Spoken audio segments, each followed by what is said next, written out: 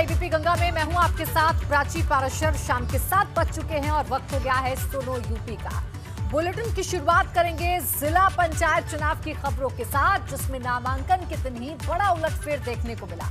ऐसा उलटफेर जिसने तय कर दिया है कि 18 जिलों में जिला पंचायत अध्यक्ष चुनाव की जरूरत ही नहीं पड़ेगी, क्योंकि नामांकन के दिन ही 18 जिला पंचायत अध्यक्ष तय हो गए हैं, जिसमें 17 भाजपा के हैं और 1 सपा का।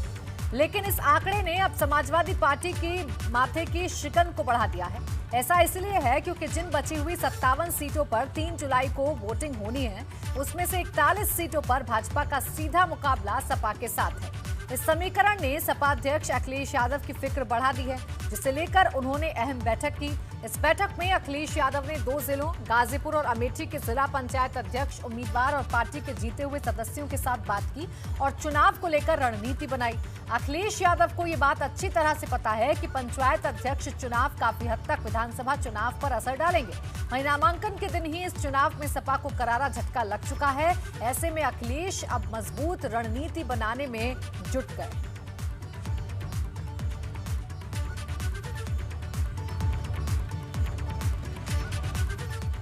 अब आपको ये समझाने की कोशिश करते हैं कि सपा अध्यक्ष अखिलेश यादव की टेंशन में इजाफा क्यों हो रहा है और वो क्यों लगातार बैठकें कर रहे हैं। दरअसल 18 में से 17 सीट भाजपा ने जीत ली हैं, बाकी बची 57 सीटों पर मुकाबला बाकी है। 57 में से 41 सीट पर भाजपा और सपा की सीधी टक्कर होगी। सपा में कार्यकर्ताओं के दम पर ही जीत संभव है। पार्टी के कार्यकर्ताओं का टूटना मुश्किल पैदा कर सकता है। सपा के सदस्यों का भाजपा से जुड़ना परेशानी बन सकता है। 11 जिला अध्यक्षों को अखिलेश यादव को हटाना पड़ा था। पार्टी के अंदर खाने की राजनीति से निपटना चुनौती है। देखिए, कल जिस तरीके का घमासान देखने को मिला, कल नामांकन का आखिरी दिन था और नामांकन के आखिरी दिन जो बड़ा सियासी उलटफेर देखने को मिला, उसने कहीं ना कहीं समाजवादी पार्टी की जो टेंशन है उसको बढ़ा दिया है। वहीं सपा की इस बैठक में पार्टी के विधायक राकेश प्रताप सिंह भी शामिल हुए, जिनकी पत्नी शीलम सिंह को सपा ने अमेठी से उम्मीदवार बनाया है। माना जा रहा है कि अमेठी में कांग्रेस के जीते हुए जिला पंचायत सदस्य सपा उम्मीदवार की मदद कर सकते हैं। आप भी सुनिए इसे लेकर क्या कहा सपा विधायक राकेश प्रताप सिंह ने। अमेठी जिला पंचायत अध्यक्ष पद का निर्वाचन होना है, तो माननीय राष्ट्रीय अध्यक्ष का निर्देश था कि सभी समाजवादी पार्टी में आस्था विश्वास रखने वाले लोगों को उन्होंने बुलाया था और निर्देश दिया है कि समाजवादी पार्टी का जिला पंचायत अध्यक्ष आप लोगों को बनाना है अमेठी का। अब जिला पंचायत अध्यक्ष चुनाव को लेकर सपा की ये टेंशन यूं ही नहीं है। सपा ने पंचायत चुनाव में अच्छी जीत दर्ज की थी, लेकिन जिला पंचायत अध्यक्ष चुनाव में भाजपा सपा से काफी आगे निकल चुकी है। वहीं माना जा रहा है कि इस चुनाव का असर आने वाले विधानसभा चुनाव पर भी पड़ेगा। ऐसे में अब सपा रणनीति बना रही है कि किसी भी तरह बाकी बची 57 सीटों में से ज्यादा सीट पर अपने उम्मीदवारों की जीत दिलाई जाए। हालांकि सपा की राह इसलिए मुश्किल है क्योंकि करीब 41 सीट पर भाजपा की उसके साथ सीधी टक्कर है। ऐसे में सपा हाल फिलहाल में हुई चूक और लापरवाही का आंकलन कर रही है। साथ ही कार्रवाई का दौर भी जारी है, जिसके तहत 11 जिलाध्यक्षों को उनके पद से हटाने का फरमान अखिलेश यादव ने पहले ही जारी कर दिया। और अब बात मेरठ की, जहां जिला पंचायत अध्यक्ष के चुनाव में समाजवादी पार्टी की प्रत्याशी सलोनी गुर्जर का पर्चा खारिज होने के बाद आज समाजवादी पार्टी के नेता रालोद नेताओं के साथ डीएम से मिलने पहुंचे। डीएम से मिलकर बाहर निकले सपा नेताओं ने कहा कि जो कल हुआ है वो लोकतंत्र की हत्या है। सपा नेताओं ने बीजेपी के लोगों पर प्रताड़ना का भी आरोप लगाया। सपा नेताओं का कहना है कि प्रशासन भाजपा के दबाव में काम कर रहा है। डीएम साहब के सामने हमने अपना पक्ष रखा, डीएम साहब ने अपना पक्ष रखा कि पहले जब ये आपके सामने एफआईआर हो गए हैं और इन्होंने अपना बता दिया कि मैं अनुमोदन कर रहा हूँ, इसका अनुमोदक हूँ, और वो सारी बात आपने वेरीफाई कर ली। फिर 1 घंटे बाद कौन सी बात होगी, उस पर प्रेशर पड़ा तो उसकी प्रेशर की जाँच हो। जब पहले अपनी मन से वो आके अनुमोदक बन के चला गया, 1 घंटे बाद दोबारा एफिडेविट कैसे दे दिया? उस पर भारतीय जनता पार्टी वाले नेताओं ने दबाव बनाया और वो दबाव इलीगल था और ये निर्णय हमारे हिसाब से सही नहीं है, लीगली भी सही नहीं है। और इस वक्त एक अहम खबर फर्रुखाबाद से मिल रही है। जिला पंचायत अध्यक्ष के चुनाव में मुकदमेबाजी शुरू हो गई है। जिला पंचायत सदस्य आलोक यादव पर बलात्कार का मुकदमा दर्ज हुआ है। मोहम्मदाबाद कोतवाली क्षेत्र के ग्राम कट्टीनन्ना निवासी महिला ने जिला पंचायत सदस्य आलोक यादव पर मुकदमा दर्ज करवाया है। जिला पंचायत सदस्य आलोक यादव समाजवादी पार्टी के प्रत्याशी के प्रबल समर्थक हैं और अब उन पर मुकदमा दर्ज किया गया है। और वहीं प्रगतिशील समाजवादी पार्टी के अध्यक्ष शिवपाल सिंह यादव आज अयोध्या पहुंचे, जहां उन्होंने हनुमान गुफा मंदिर में संतों से मुलाकात की और उनका आशीर्वाद लिया। इस दौरान उन्होंने दावा किया कि अगर सारी पार्टियां एक साथ हो जाएं और भाजपा को हटाने की कोशिश करें, भाजपा को आसानी से सत्ता से बाहर किया जा सकता है। देखिए, चुनाव आने वाला है, बहुत कम समय बचा है, केवल 6-7 महीने बचे हैं, तो सरगर्मियाँ तो तेज होनी है। लेकिन हमने देखिए 1.5-2 साल पहले एक नारा दिया था, गैर भाजपावाद। सब विपक्ष इकट्ठा हो भारतीय जनता पार्टी को हटाने के लिए। अगर सब पार्टियां एक हो जाएं तो भारतीय जनता पार्टी को हटाने में बहुत आसानी होगी। और वाराणसी में जिला पंचायत अध्यक्ष की कुर्सी भाजपा की झोली में जाए, अब ये तय हो गया है। इस बीच कांग्रेस पार्टी ने समाजवादी पार्टी पर निशाना साधा है। कांग्रेस नेता अजय राय ने खुद की गिरेबान में झांकने की बजाय सपा अध्यक्ष अखिलेश यादव पर हमला बोला है। उन्होंने सपा को भ्रष्टाचारी पार्टी करार दिया है। अजय राय ने आरोप लगाया कि समाजवादी पार्टी ने जिला पंचायत चुनाव के मुद्दे पर मजबूती से संघर्ष नहीं किया। कि समाजवादी पार्टी लड़ाई नहीं लड़ पा रही है, पूरी तरीके से फेल साबित हो रही है और इनकी लड़ाई में दम नहीं है। इसका सीधा साधा उदाहरण जिला पंचायत आपके सामने। इसके पहले भी इनके बड़े नेता, जिसको लगातार भाजपा के द्वारा प्रताड़ित किया गया, उनके भी साथ ये समाजवादी पार्टी खड़ी नहीं हो पाई। समाजवादी पार्टी के पास लड़ने की ताकत नहीं है। मैं सभी कांग्रेस के अपने साथियों से कहना चाहूँगा कि सड़क उतर कर लड़ें। समाजवादी के पास दम नहीं है, क्योंकि समाजवादी पार्टी पूरी तरीके से राम गोपाल यादव से लेकर अखिलेश यादव तक सभी लोग भ्रष्टाचार में लिप्त हैं और ये कभी भी भारतीय जनता पार्टी से आमने सामने की लड़ाई नहीं लड़ पाएंगे। हालांकि अगर आंकड़ों पर नजर डाली जाए तो वाराणसी में जिला पंचायत की कुल 40 सीटें हैं, जिसमें सपा के पास सबसे ज्यादा 16 सीटें, भाजपा के पास 6, कांग्रेस के पास 5, बसपा के पास 5, अपना दल एस के पास 2, सुभासपा के पास 2 और निर्दलियों ने 4 सीटों पर जीत दर्ज की थी। यानी यहां अध्यक्ष पद के लिए 21 सीटों की जरूरत थी और सपा और कांग्रेस चाहते तो उनका अध्यक्ष बनना तय था, लेकिन बाजी फिर भाजपा ने मारी। वाराणसी में जिला पंचायत अध्यक्ष पद पर भाजपा प्रत्याशी पूनम मौर्य का निर्विरोध चुना जाना तय हो गया है, लेकिन शनिवार को हुए नामांकन के बाद वाराणसी में जो बवाल और हंगामा हुआ वो वाकई में सवालों को खड़ा करने वाला था। इस बीच भाजपा उम्मीदवार पूनम मौर्य से एबीपी गंगा ने खास बातचीत की, जिसमें उन्होंने विकास को मुख्य मुद्दा बताया और सबको साथ लेकर चलने की बात कही। अब तो नामांकन आपका स्वीकार हुआ और विपक्ष में कोई नहीं, कहे सामने कोई नहीं, तो अब तो जीत पूरी पक्की है और हम लोगों की जीत सुनिश्चित भी थी और अगर होता भी चुनाव तो हम लोगों की जीत सुनिश्चित थी। उसमें भी हम लोगों को पूरा भरोसा था कि हम लोग ही जीतते उसमें। अच्छा, अब आगे क्या? कि आगे की देखिए, जो भी हम लोगों का आगे विकास के कार्य के लिए ही होगा, जो भी क्षेत्र में हो चाहे कहाँ भी, और जो भी हम लोगों का बोर्ड बनेगा इस बार हम लोगों की पूरी कोशिश रहेगी वो बोर्ड सारे सदस्य जो भी जीत कर आए हैं, नवयुवक हैं और अपने अलग तरीके से सब लोग काम करेंगे और युवा हैं भाई, जो सब में है। और ये जो बोर्ड बनेगा ऐतिहासिक बोर्ड होगा और क्षेत्र में काम होगा। और बसपा अध्यक्ष मायावती ने यूपी में 2022 विधानसभा आम चुनाव को लेकर असदुद्दीन ओवैसी की पार्टी AIMIM के साथ मिलकर चुनाव की खबरों को सिरे से खारिज कर दिया है। मायावती ने कहा कि इस खबर में बिल्कुल भी सच्चाई नहीं है। इसे लेकर मायावती ने ट्वीट भी किया है, जिसमें उन्होंने लिखा है कि मीडिया में कल से ये खबर प्रसारित की जा रही है कि यूपी में आगामी विधानसभा चुनाव ओवैसी की पार्टी AIMIM और बसपा मिलकर लड़ेंगी।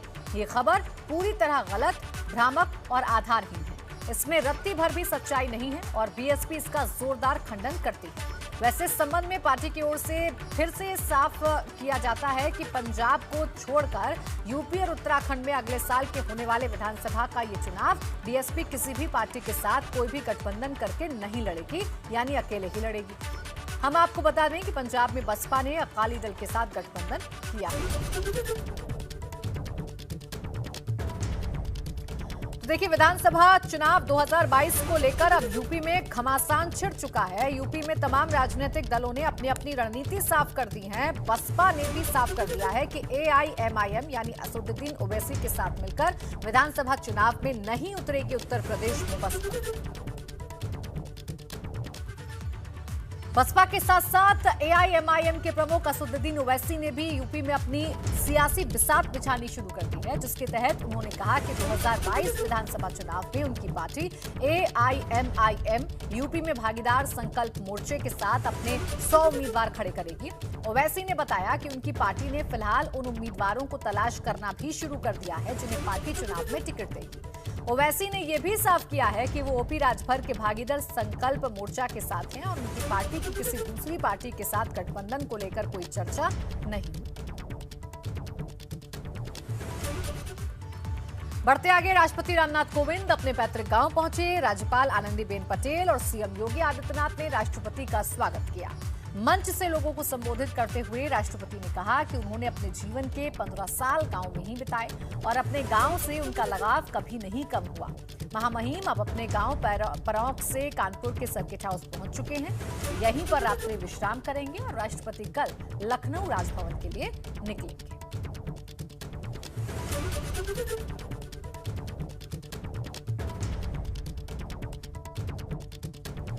आज मेरे आने से आपको जितनी खुशी है उससे ज़्यादा, आपसे ज़्यादा मुझे खुशी है। सही मायने में अपनी मातृभूमि, अपनी जन्मभूमि पर जाने की जो एक लालसा होती है, बरसों से जुड़ी हुई थी, प्रतीक्षा थी, आप सबकी भी प्रतीक्षा थी। और इसीलिए आज मैं जब हेलीकॉप्टर से नीचे उतरा तो सबसे पहले मैंने इस मातृभूमि को वंदना करते हुए उनका चरण स्पर्श किया और ये प्रार्थना की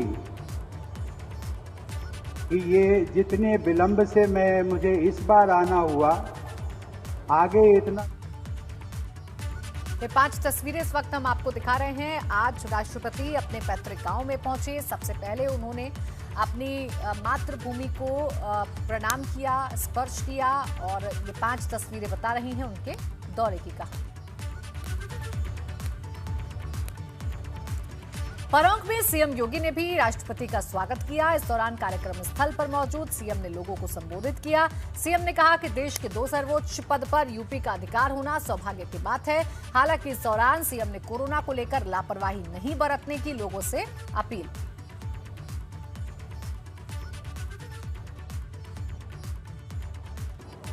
जो मंत्र दिए हैं प्रधानमंत्री जी ने, 2 गज की दूरी और मास्क है जरूरी। मास्क अनिवार्य रूप से आप घर में हो, गांव में हो, कहीं बाहर जा रहे हो, ये मास्क किसी भी प्रकार के इन्फेक्शन से बचाने में सहायक हो सकता है। दूसरा, कोरोना की जांच टेस्ट करने के लिए टीमें गांव-गांव जा रही हैं। टेस्ट कराने से कोई भागे ना। गांव-गांव में दवा वितरण का कार्य हो रहा है। किसी को भी कोई लक्षण है वह जरूर उसकी जांच जरूर करवा लें, दवा ले लें। राष्ट्रपति Ramnath Kovind presidential express train से लखनऊ आने वाले हैं, जिसे लेकर रेलवे के अधिकारी बेहद उत्साह में दिख रहे हैं। चारबाग स्टेशन पर सोमवार को राष्ट्रपति 11:50 पर पहुंचने वाले हैं। ऐसे में चारबाग स्टेशन पर उनके स्वागत के लिए भव्य तैयारियां की गई हैं। हमारे संवाददाता विवेक त्रिपाठी ने यहां हुई तैयारियों का जायजा लिया।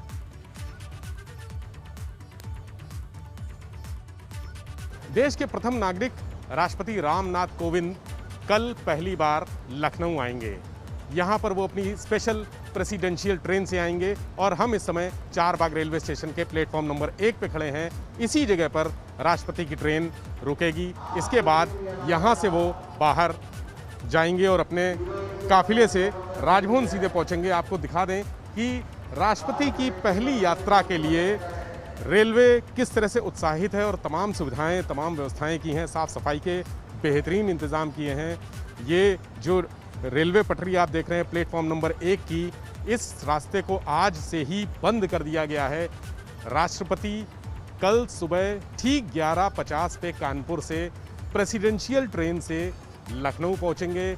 लखनऊ में यहाँ पर उनकी आगवानी के लिए, उनके स्वागत के लिए गवर्नर और सीएम खुद मौजूद रहेंगे। इसके अलावा लखनऊ की प्रथम नागरिक मेयर संयुक्ता भाटिया भी मौजूद रहेंगी। पुलिस प्रशासन के तमाम अधिकारी मौजूद रहेंगे। यहाँ पर आप देख रहे हैं कि सारी व्यवस्थाएं राष्ट्रपति के स्वागत के लिए की जा रही हैं।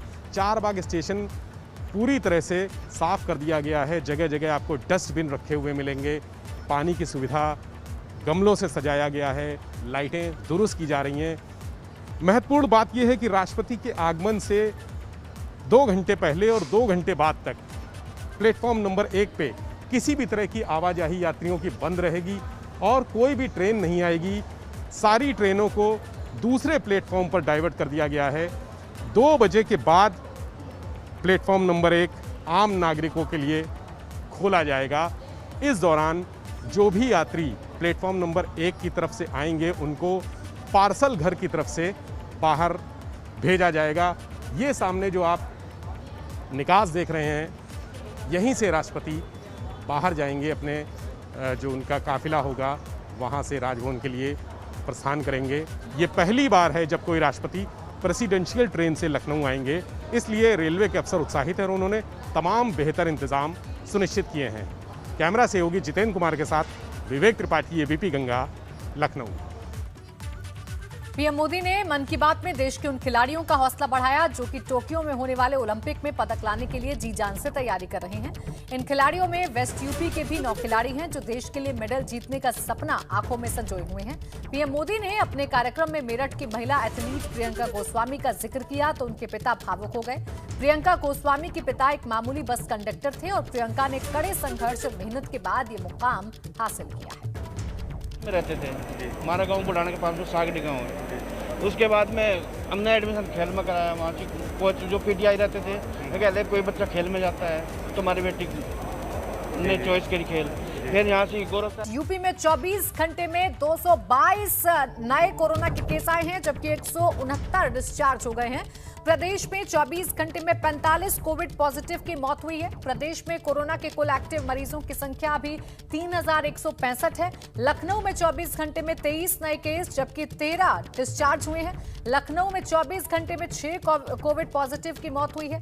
लखनऊ में कुल एक्टिव केस की संख्या 267 हो गई है। तो उत्तर प्रदेश का आंकड़ा यह है 222 नए कोरोना केस बीते 24 घंटे में सामने आए।